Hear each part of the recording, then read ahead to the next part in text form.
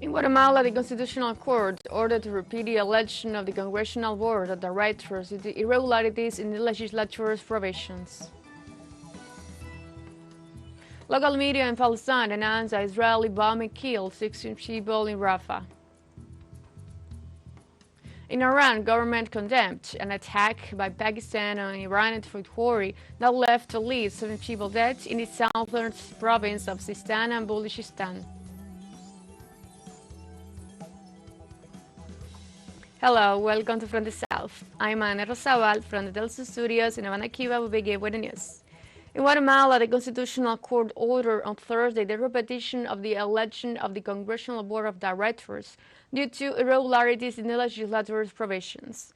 The organization explained the need to repeat the election of the Board of Directors because of the inclusion of independent deputies in the proposed lists and the participation of deputies who are in part of legislative blocs. Therefore, on the basis of the principle of legislative and constitutional supremacy, the Constitutional Court ordered the rerun of the elections. In this sense, it emphasized that the swearing-in of Bernardo Arevalo and Karin Herrera as presidents and vice presidents of the Republic is not affected. On Wednesday in Panama, the Public Services Authority confirmed that they will increase electricity rates from 2 to 15% in the first half of the year. The measure was in charge last December 28th, and it will be underway until June 30, 2024. The Department of Economic and Financial Analysis of the Panamanian Electricity Directorate reported that at least 74% of the energy company's clients will not register an increase because the decision will affect mainly high consumers. In this sense, specialists assured that this type of situation is a consequence of the drought and the high price of gas and fuel in the country. In Ecuador, prosecutor Cesar Suarez was assassinated by the hired killers in north of Guayaquil on Thursday. The incident occurred on Bombero Avenue in the area of Rodriguez Bonita at 1:30 p.m. local time.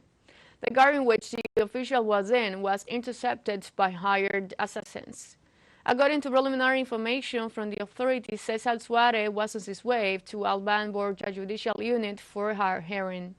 The prosecutor was leading investigations on hospital corruption in the Ecuadorian Social Security Institute and in the Police Social Security Institute, both related to drug trafficking cases. Recently, he was also leading the case of terrorism registered in television channel. The president of the Bolivarian Republic of Venezuela, Nicolás Maduro, during the 5th episode of the Maduro podcast, ratified that the indexed integral minimum vital income is a world economy mechanism to protect Venezuelan family. The Venezuelan president emphasized that his administration knows the strategies and fair and adequate mechanism to face a war to which the country is subjected. The head of state highlighted that his administration also maintains a system that prioritizes investments in health, education, housing, fuel, and water subsidies. In this respect, Maduro assured that his model of government is humanist and Christian, since it looks after the interests of the citizens with special attention to the most vulnerable ones. In this sense, the Venezuelan president added that the pensioners and also retirees also received a 333% increase.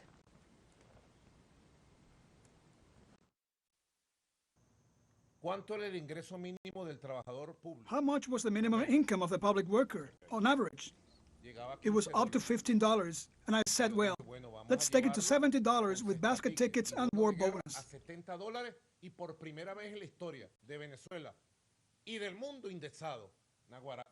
For the first time in the history of Venezuela and the indexed world, there you had it. It was audacious, it was risky, and I said to myself, I'll take the risk, and it turned out well. And then,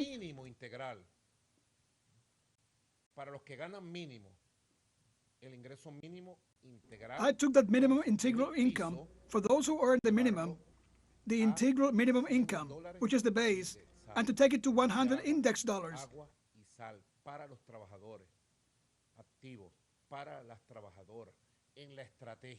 And really do it for the active workers as part of our strategy to recover the minimum real income and the global real income of the Venezuelan family and workers. On Tuesday, Chile became the first country in the world to ratify the historic United Nations Agreement for the Protection of the Oceans.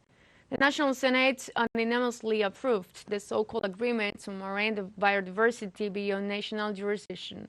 This pact, reached in March 2023, guarantees the conservation of 30% of the seas by 2030.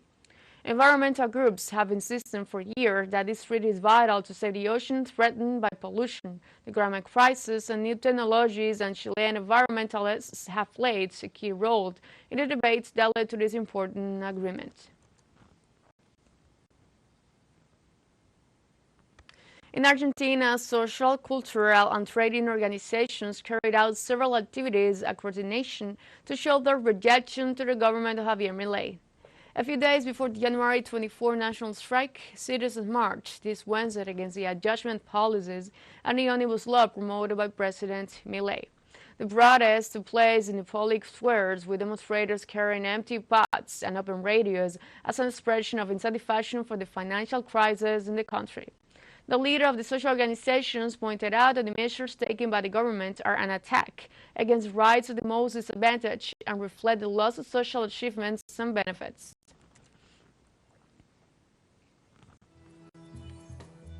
Let's take a short break, but remember you can join us on TikTok at TeleSUR English, while you find news in different formats, your days, and more.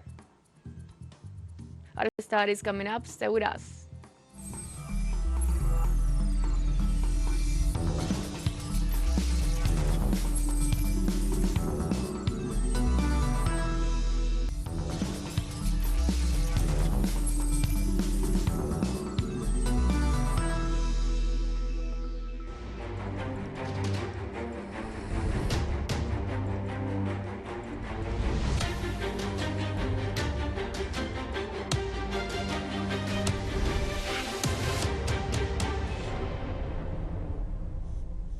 Welcome back. On Thursday, Palestinian authorities reported that Israeli airstrikes targeted civilians in Rafah. In a sense, local media highlighted that the so-called safe zone designated by Israel was the site where the Israeli occupation army killed 16 people, including 3 children and a 7-month pregnant woman who were sheltering in a house.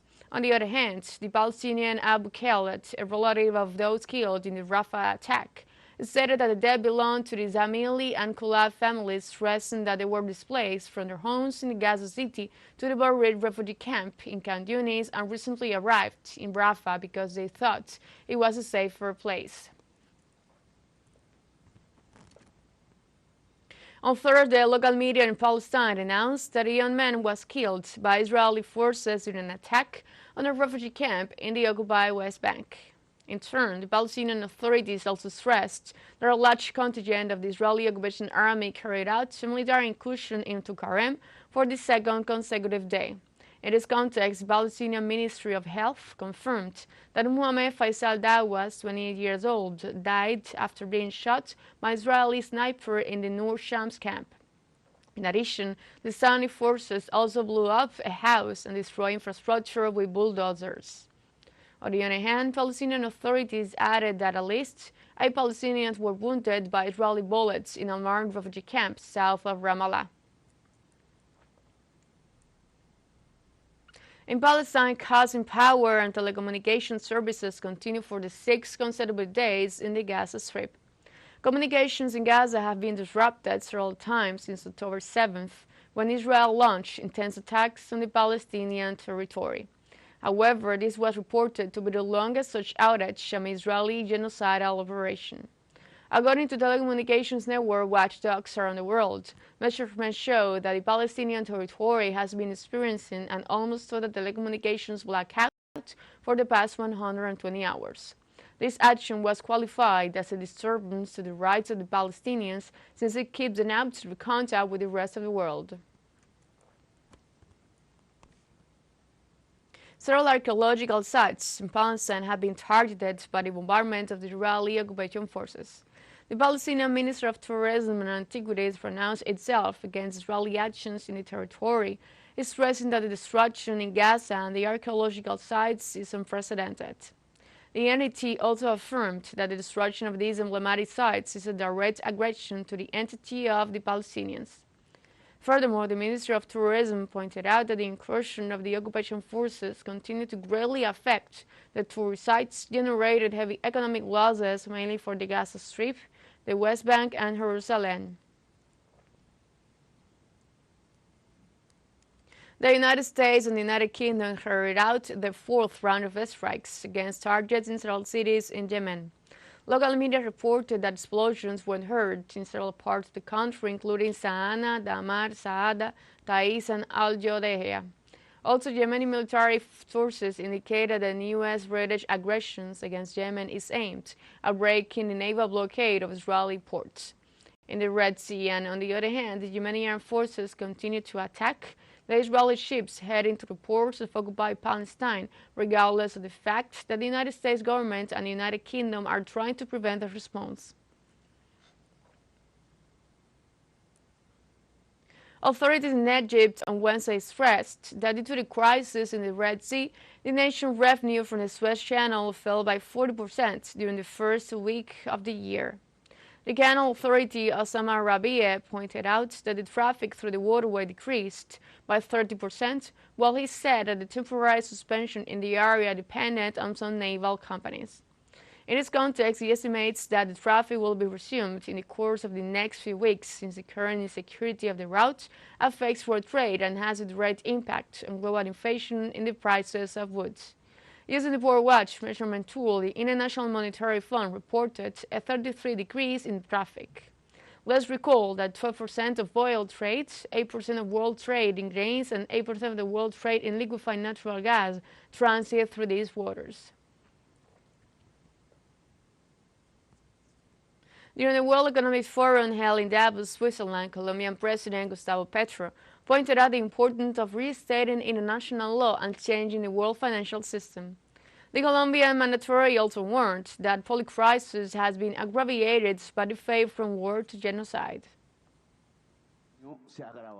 The situation has worsened after a year. It has worsened in a way that we have gone from war to genocide, to bombing children. The votes in the United Nations over this issue have separated physically and politically the North and the South.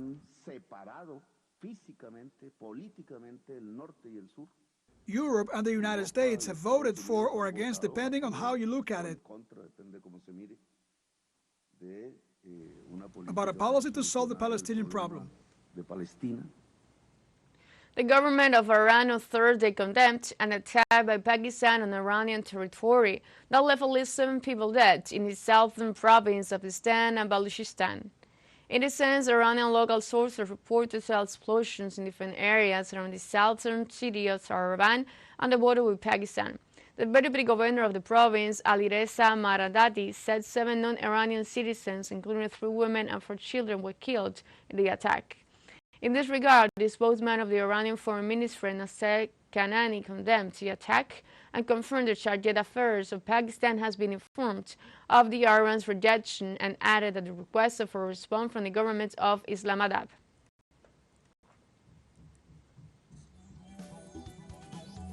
We have a second show break coming up, but before we invite you to join our WhatsApp community for our English-speaking audience. You can scan the QR code and screen to join directly and share the link to reach more people. Constant news coverage of Latin America and the Caribbean, as well as the rest of the world. Stay connected and informed with TeleSUR. Final short break, don't go away.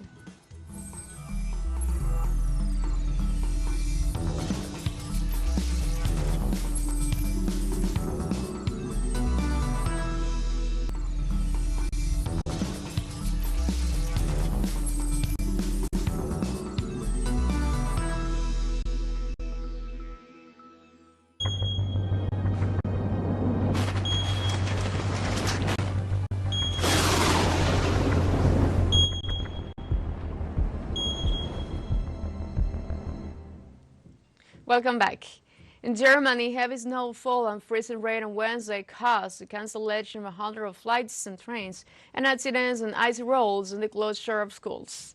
At Frankfurt Airport, the country's largest, more than 500 flights were cancelled, while in Munich, more than 250 arrivals and departures were cancelled. In Western Germany, Saarbrücken Airport was closed for the day, while Düsseldorf and Cologne airports were also affected by delays and cancellations.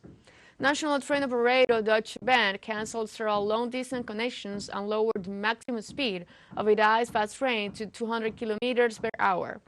Freezing rain in western and southern Germany also caused countless accidents on icy roads in the early hours of Wednesday morning. Also in Norway, Oslo Airport announced on Wednesday the temporary closure of a traffic due to heavy snowfall affecting transportation throughout Scandinavia.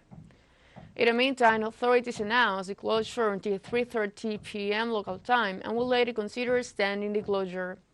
In this sense, most buses in Oslo were cancelled and the railway service announced the closure of train lines in much of the eastern parts of the country. In turn, the Norwegian Meteorological Institute warned of heavy snowfalls and winds around the nation's capital. In Germany, farmers' workers are threatening to resume protests if the government does not honor agreements to continue full subsidies. In a sense, the Union of Small Farmers reiterated that the government must withdraw the proposal to increase taxes. At least 130,000 workers in the agro-industrial sector have organized mobilizations in the main cities of the country due to the policies and measures against fuel subsidies. The union has also carried out blockades on the main highways and is threatening to make more drastic measures if their demands are not met. The government, for his part, reiterates that the suspension of the subsidy will be gradual.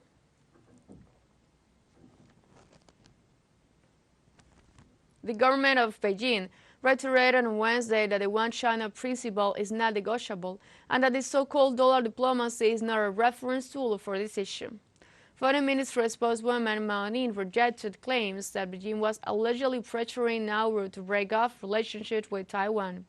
She also emphasized that the One China principle is a fundamental principle that cannot be traded and has a prevailing international consensus. Mao Ning also referred to the results of the elections in Taiwan, emphasizing that they will not alter the legal status of the island, which is part of the Chinese territory. On Wednesday, an explosion at the fireworks factory in central Thailand killed at least 23 people, according to provincial officials. The death toll was announced by authorities of the Suffolk province where the blast occurred in mid-afternoon. The Department of Disaster Prevention and Mitigation said officials were working to secure the site and help affected people. The cause of the explosion is being investigated. The blast came less than a month before Chinese New Year in February, when the demand for fireworks is strong. Rescue workers at the scene said no survivors had been found. None were mentioned by the provincial authorities, contradicting the department's statement that wounded people have been recovered. In Zambia, a cholera outbreak has so far caused 363 deaths, 30% of them children under 5 years of age, and more than 9,500 cases of illness. According to the authorities, the outbreak, which began in early October, has spread to most part of the country, but the increase in cases in the capital, Lusaka, is very significant. Cholera outbreaks in Zambia coincide with the summer rainy season, which brings heavy rainfall, causing severe flooding in many areas. Inaccurate wastewater management system and lack of access to clean drinking water in many industrialized and informal settlements in Lusaka lead to cholera outbreaks. Zambian authorities accepted the first batch of 1.4 million oral cholera vaccines delivered on Monday by Gavi, the Vaccine Alliance, and other partners. The Director General of the World Health Organization, WHO, Tedros Adhanom Ghebreyesus, revealed on Wednesday that the term disease X is used to refer to any unknown disease and not to a specific one. During his speech at the World Economic Forum in the Swiss city of Davos, Tedros considered that the first disease X could be called COVID-19 and that it can happen again, clarifying that he wanted to unpack the meaning of the term in question due to the media noise that has been generated lately around the subject. He added that it is better to anticipate what may happen and not to think unprepared. Previously, the WHO warned that an unknown disease X caused by a hypothetical pathogen could cause 20 times more deaths than the coronavirus pandemic.